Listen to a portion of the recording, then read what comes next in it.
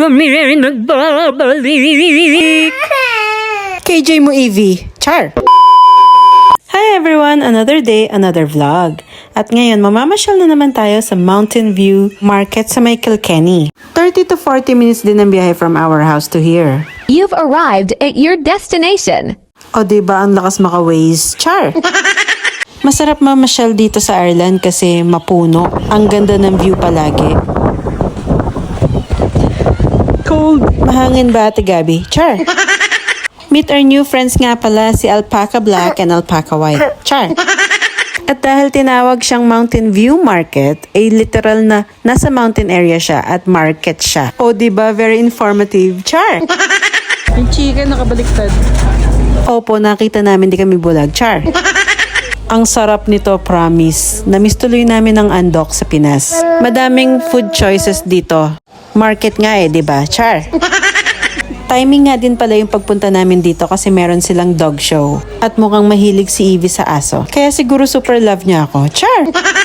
Naalala ko yung workmate ko na nagko-crochet din nung nakita ko to. Shout out sa'yo, Lindsay. Hi! Akalain mo siya ma-shoutout ka pa. Wala namang nanonood sa'yo. Char! Ang lakas maka-Baguio feels kasi malamig yung paligid and then makikita mo pa yung Saint Bernard dog na pinipilahan natin sa Baguio for picture taking. Sobrang daming dogs na nagdatingan dito kasi nga may event at i-compile ko siya to a different video. And now it's time for our favorite part, eating time! Yum! Sarap naman ng kain ni ate.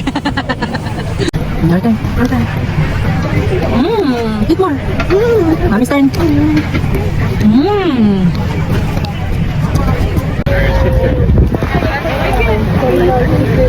Ang sarap ng burger, promise. Go. Evie, don't remove the sausage from the bun. Ay, nako. May sinasabi ka ba, mami? Char lang, syempre. Baker's hand. Please be a cake and substitute it. Roll it, add it, and mark it with mark it with the bean.